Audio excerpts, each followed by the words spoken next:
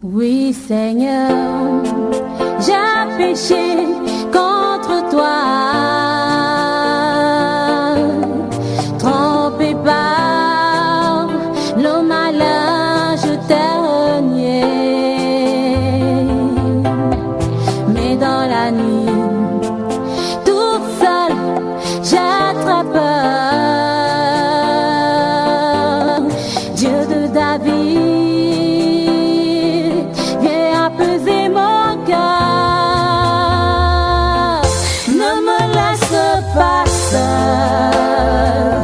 sans toi je ne suis rien, ma vie.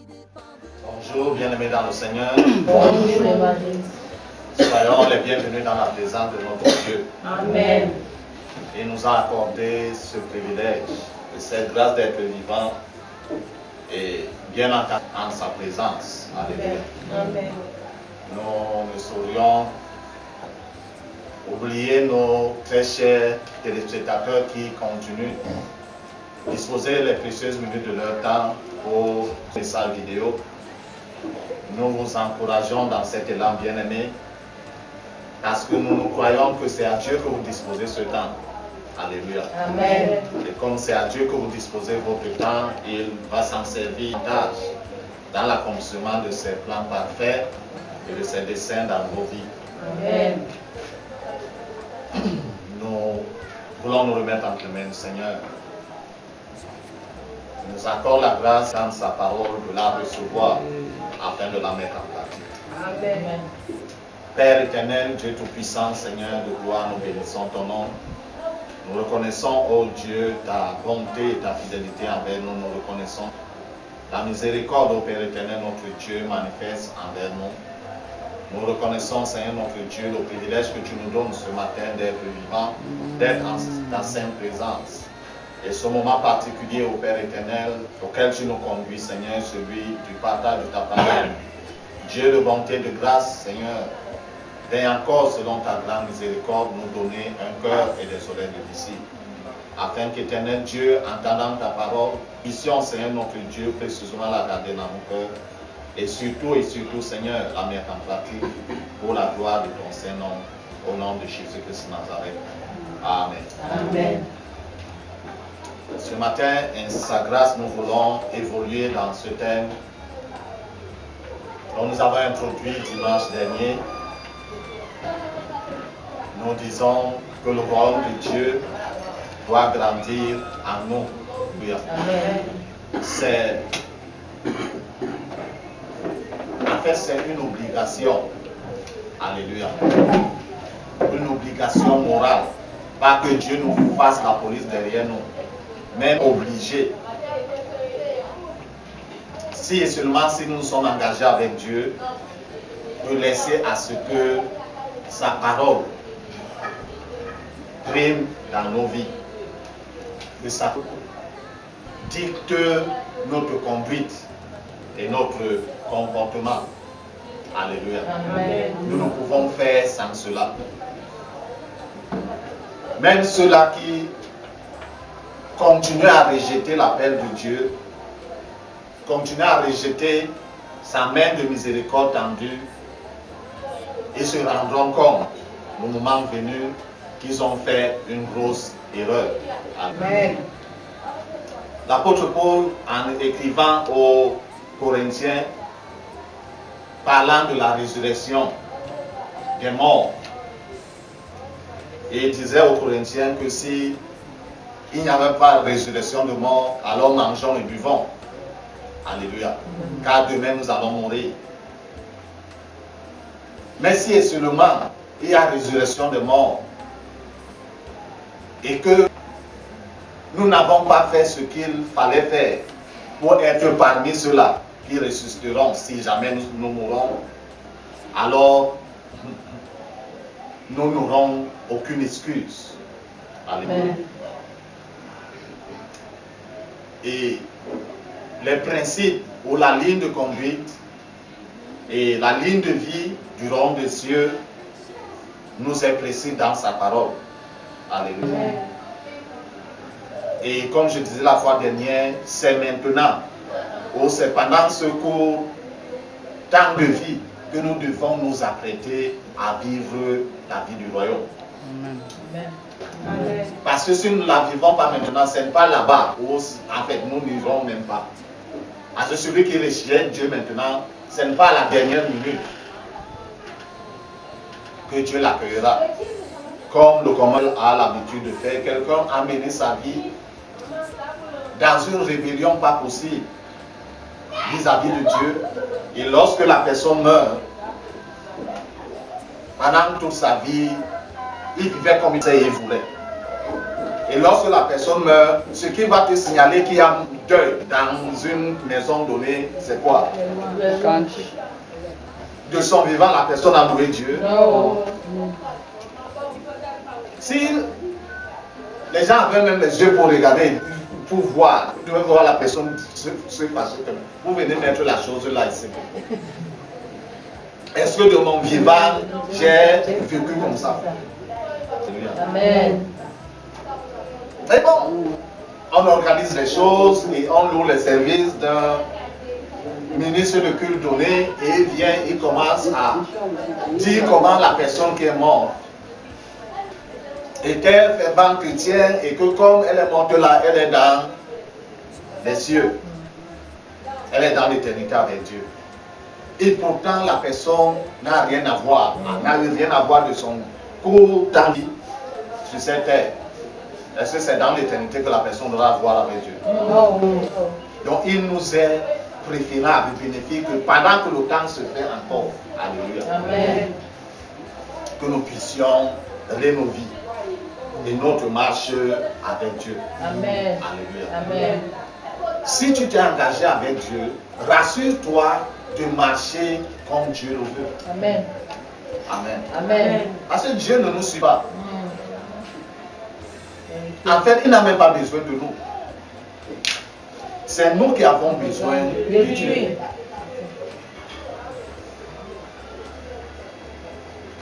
Le Seigneur en entrant dans la ville de Jérusalem et comme la foule qui a vu les œuvres merveilleuses de Dieu au travers de lui a commencé à célébrer Dieu, les moqueurs, les détracteurs du Seigneur lui ont dit, faites taire la foule. Ils sont en train de trop crier, dis-leur de se taire.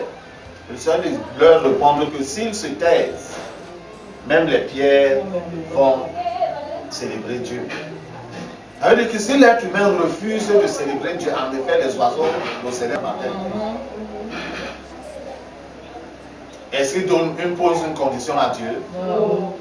Il célèbre Dieu parce que c'est une grâce de voir une nouvelle journée. Alléluia. Amen. Parce que leurs frères qui sont morts n'ont pas vu la journée et ils ne peuvent pas célébrer Dieu. Alléluia. Amen. Et la Bible dit que ce que les vivants louent l'Éternel. Il n'a pas dit que les vivants chrétiens ou pas chrétiens. Ils disent que les vivants louent. Si tu ne loues pas l'Éternel de ton vivant, ne t'appelle pas que c'est à tu vas le louer. Alléluia. Même si on te dit qu'il y a purgatoire quelque part, que tu vas purger, ne sais pas quoi. Si tu ne viens pas purger pendant ton vivant, c'est en quelque temps qu'on va au purger, c'est toi qui vas purger, pour que tu entres dans l'éternité. Ça, en fait, entre dans ce chemin et tu vas te rendre compte bien après. Alléluia. Amen. Nous voulons dire ce matin dans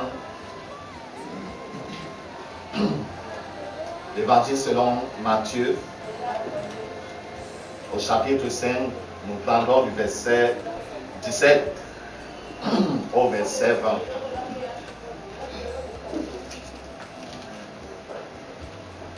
Matthieu chapitre 5, 17 à 20, dans ma version, il est écrit: ne croyez pas que je sois venu pour abolir la loi et les prophètes. Je suis venu non pour abolir, mais pour abolir. Car je vous le dis en vérité, tant que le ciel, la terre ne passeront point, il ne disparaîtra point. Il ne disparaîtra pas de la loi un seul iota ou un seul trait de lettre, jusqu'à ce que tout soit arrivé. Celui donc qui supprimera le plus petit commandement et qui enseignera aux hommes à faire de même sera appelé le plus petit dans le royaume des cieux. Mais celui qui les observera et qui enseignera, observer, celui-là sera appelé grand dans le royaume des cieux. Car je vous le dis, si votre justice ne surpasse pas celle des scribes et des pharisiens, vous êtes point dans le royaume des cieux. On a également dit dans l'épître de Jacques,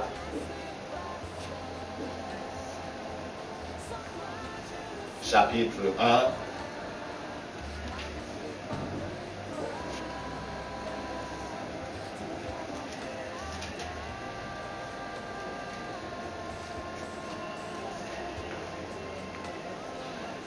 verset 22 jusqu'au verset 25.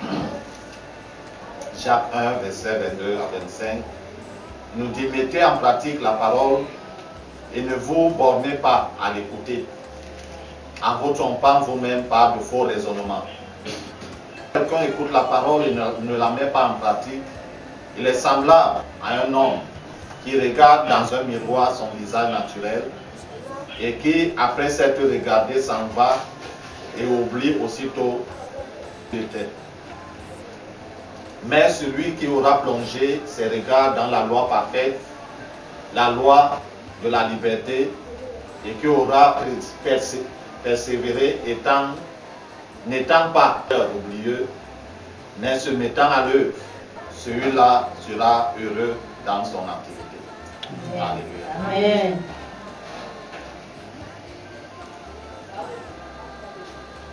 La vie, aussi longtemps que nous sommes encore sur cette terre, est une marche de perpétuel examen. Amen. L'examen de soi. Pour se rassurer, nous sommes encore dans la marche avec Dieu. Parce que nous pouvons penser que nous sommes encore dans la marche avec Dieu, alors que nous ne sommes plus. Amen. Alors que nous ne sommes plus. Nous disions la fois dernière que l'obéissance à Dieu, c'est elle qui prime dans la marche avec Dieu. Nous ne pouvons pas dire que nous sommes dans le royaume de Dieu et que Dieu a donné des prescriptions. Nous faisons autre chose et pensons que nous sommes encore dans la marche avec Dieu. Le Seigneur parlant ici, puisque l'homme pensait qu'il était venu pour abolir la loi, pour mettre tout à zéro. Mais il leur fait comprendre qu'il n'est pas venu abolir la loi. Il n'est pas venu dire que ne ment plus. Alléluia. On ne vole plus. Il n'est pas venu dire que ne convoite plus. En effet, il est venu donner le vrai sens de ce qui était. Pour nous faire comprendre que le mensonge, ce n'est pas seulement lorsqu'on dit le mensonge, quand on commence déjà à réfléchir, à méditer comment faire, on est déjà en train de mentir devant Dieu. Alléluia. Et cette vie de perpétuel examen nous à vivre dans la repentance. Alléluia. Et la repentance, comme la Bible nous fait comprendre, c'est un style de vie. Ce n'est pas juste un message donné. Un style de vie. Chaque fois que je me conduis, je me pose la question si c'est conforme à la pensée de Dieu. Alléluia. Le Seigneur dit que aussi longtemps que la terre et le ciel existeront, même une virgule dans les articles de la loi ne va disparaître. Jusqu'à ce que tout soit accompli. Donc, on ne peut pas cautionner à cause de la grâce le péché. C'est vrai que la Bible dit que là où le péché a abondé, ça sera abondé. Mais la grâce ne peut pas cautionner le péché. La grâce plutôt nous amène à voir plus clair et à savoir quoi faire. C'est vrai qu'au cours de cette marche, il peut arriver que nous fassions des erreurs. Alléluia. Il peut arriver. Et le Seigneur dit que si tu réalises que tu as fait une erreur en toi, confesse et remets-toi en marche avec la pensée de ne plus refaire la même chose. Et du plus loin que celui qui va désobéir, il va enseigner aux autres de désobéir à cette même loi, sera appelé le plus petit dans le royaume des cieux. En effet, il n'y entrera même pas. Alléluia. Et tu ne peux pas désobéir à Dieu pendant ce moment de préparation et que Dieu te fait accéder dans l'effectivité de son royaume. Tu vas continuer à prendre la désobéissance. Alléluia. Mais c'est celui qui observe lui-même et qui enseignera aux autres d'observer qui sera appelé le plus grand. C'est pourquoi il interpellait le peuple en son temps de ne pas faire comme les pharisiens. Ils enseignaient bien, mais ils ne pratiquaient pas ce qu'ils enseignaient. Le prédicateur de l'évangile donné doit être lui-même un modèle de ce qu'il prêche, de ce qu'il enseigne. Et le Seigneur était ce modèle-là. Alléluia. Amen. De nos jours, les prédicateurs ont habitué le peuple à réaliser que Dieu est un donateur, comment dire cela, qui donne seulement. En fait, ses yeux sont fermés. Demande-lui le matin, à midi, le soir, il te donne seulement. Alléluia. Il ne contrôle rien. Par contre, toutes les bénédictions de Dieu sont sous condition. Vérité. Amen. Aucune bénédiction de Dieu, même le salut, est comment? Conditionné. Vérité. Si le salut est conditionné, c'est la guérison qui sera comment? Ne sera pas conditionnée. Même le salut de nos âmes est conditionné.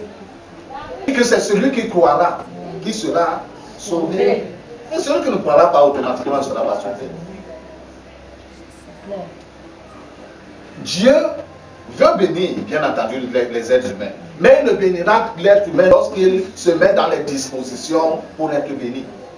Et cette disposition, c'est quoi? C'est l'obéissance à sa parole. Amen. De nos jours,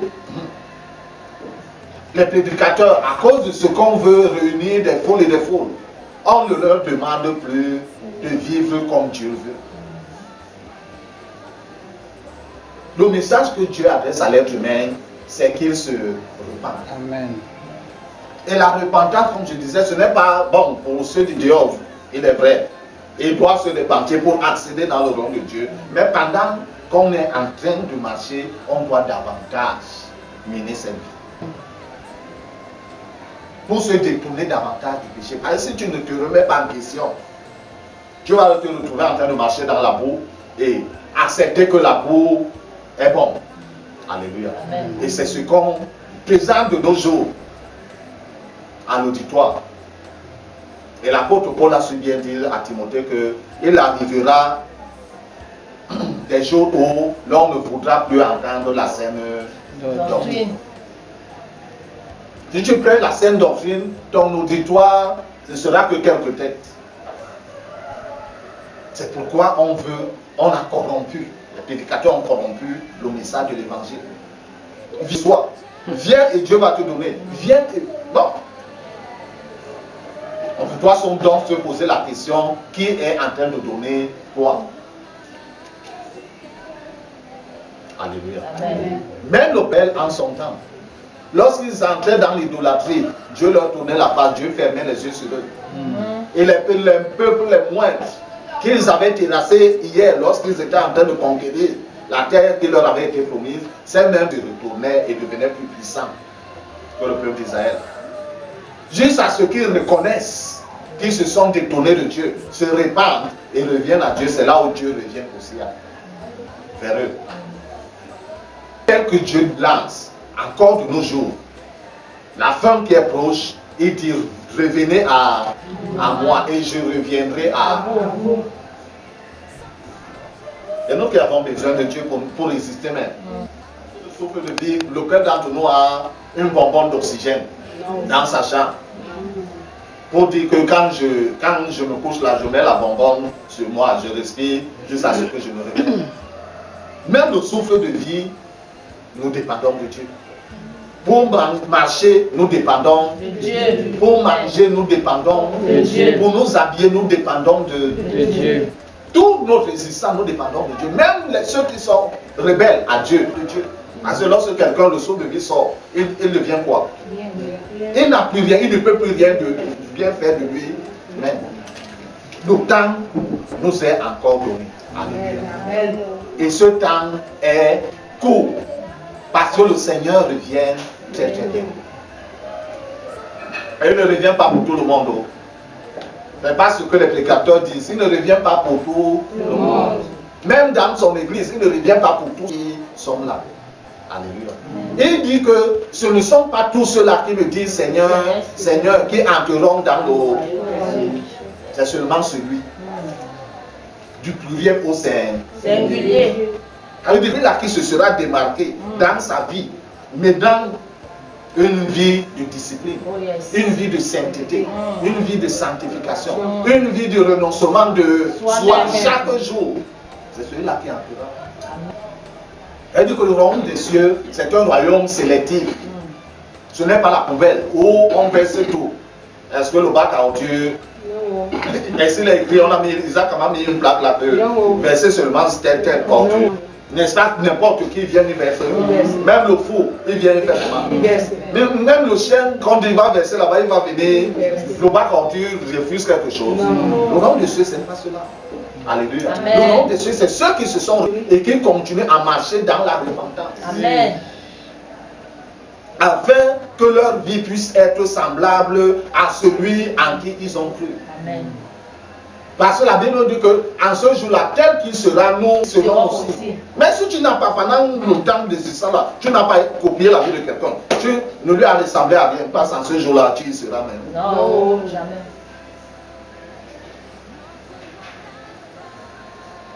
Cette venue-là, ce n'est pas la venue magnifique et majestueuse, l'autre là, mais cette venue-ci, ce sera une venue silencieuse. C'est celui qui vit selon les termes que le Seigneur a fixés, qui entendra le son de la trompette. Parce que ce ne sera pas un son qui est physique, ce sera dans le spirituel que ce son va être, cette trompette va être sonnée. Et c'est le reste spirituel qui entendra ce son pour aller à la rencontre du Maître. Pendant que le temps se fait, pendant que nous cherchons l'argent, pendant que nous cherchons à nous habiller, pendant que nous cherchons à manger, pendant que nous devons avoir pour idéal ne pas manquer ce rendez-vous. Comment ne pas manquer ce rendez-vous? C'est maintenant. Alléluia.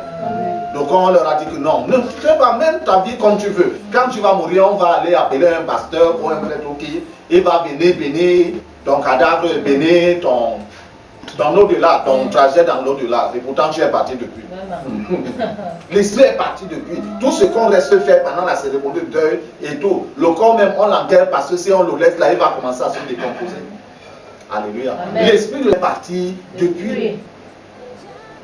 Quand un saint, un véritable saint, pas le saint qu'on a canonisé et tout, quand un véritable saint meurt, à l'instant même, le Seigneur envoie les anges pour venir l'amener. Parce que l'être humain, il connaît le chemin qui mène dans le royaume des cieux. Donc l'être humain connaît le chemin qui mène à l'enfer. De même, quand tu as mené ta vie, même si on t'a cautionné n'importe où, le plus grand des hommes de Dieu t'a cautionné ta vie, quand tu meurs dans ta rébellion, ta désobéissance vis-à-vis de Dieu, ce sont les démons qui viennent te prendre pour t'amener. Vérité. Alléluia. Amen. Pour t'amener. Donc maintenant, pendant que le temps se fait, puisque nous voulons être humains, même le plus méchant des êtres, on lui demande tu meurs là, tu veux aller où? Il va dire quoi? Au ciel. Puisque nous voulons entrer au ciel, commençons à adopter la vie du ciel pendant que nous vivons sur cette terre. Amen. La vie du ciel, c'est quoi? L'obéissance à la parole de Dieu, à toute la parole de Dieu. Le Seigneur a dit qu'il n'est pas venu abolir, il n'est pas venu effacer. Il est venu accomplir, donner le vrai sens de la chose, pour que nous puissions vivre. En fait, il est disposé à nous aider. Amen. Si et seulement si tu commences à rejeter le mensonge, Dieu voit que tu es déterminé. Il ne va pas venir lorsque tu vas rejeter une fois ou deux fois ou trois fois. Il va voir ta détermination. Dans le but, le fait de rejeter, il va venir te soutenir. Amen. Et tu vas comprendre que vivre selon la vérité était plus aisé que vivre dans le mensonge. Parce que pour mentir, il faut réfléchir. Si ton cerveau réfléchit à la minute, tu seras coincé. C'est les gens que le cerveau réfléchit à la tièce qui peuvent mentir. Alléluia. Non, si tu réfléchis à la minute, qu'il faut une minute pour que tu trouves un raisonnement cohérent au mensonge passé. Non, on va te conseiller très rapidement parce que tu n'auras rien à dire.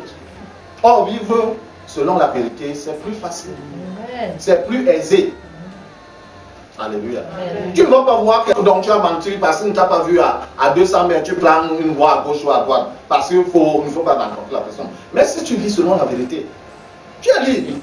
Alléluia. Amen. Le Seigneur nous appelle à la liberté. Amen. Même vous qui comptez rejeter le Seigneur, c'est à la liberté qu'il vous appelle. Alléluia. C'est à la liberté que le Seigneur appelle chaque être humain. Mais son adversaire met dans la pensée des gens que c'est plutôt à la captivité. Qui est captif si ce n'est le menteur? Parce que quand tu mens là maintenant, tu es obligé de mentir encore demain pour couvrir le premier mensonge, n'est-ce pas? Tu es encore obligé de mentir et tu vas te retrouver dans une vie de mensonge. Si tu as volé hier pour manger, tu ne veux pas travailler. Tu es obligé de voler encore aujourd'hui pour manger. Parce que tu ne veux pas travailler. Demain, tu vas faire comment? Voler encore. Puis sur le ventre, on va toujours demander.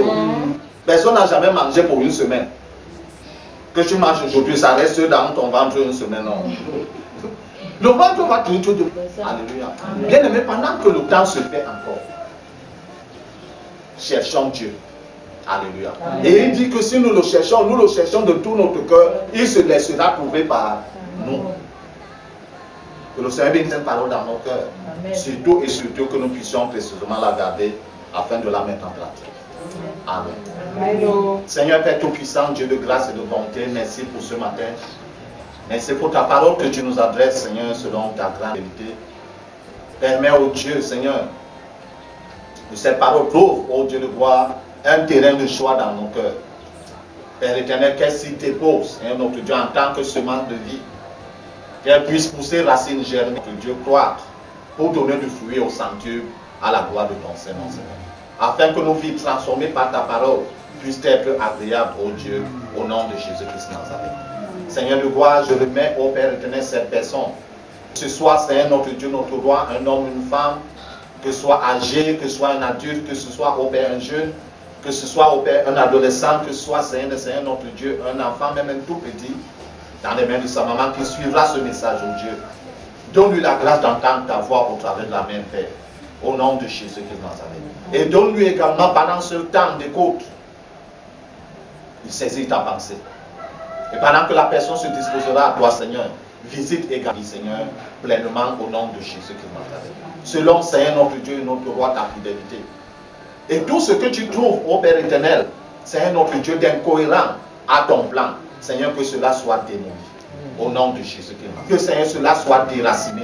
Au nom de Jésus-Christ Nazareth. Que cela soit détruit, Père éternel. Au nom de Jésus-Christ Nazareth. Et dans ta grande miséricorde, Seigneur, entame une œuvre, ô Seigneur, de réparation dans la vie de la personne.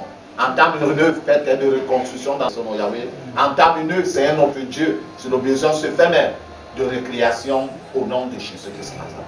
Car toi, tu connais parfaitement chaque être humain.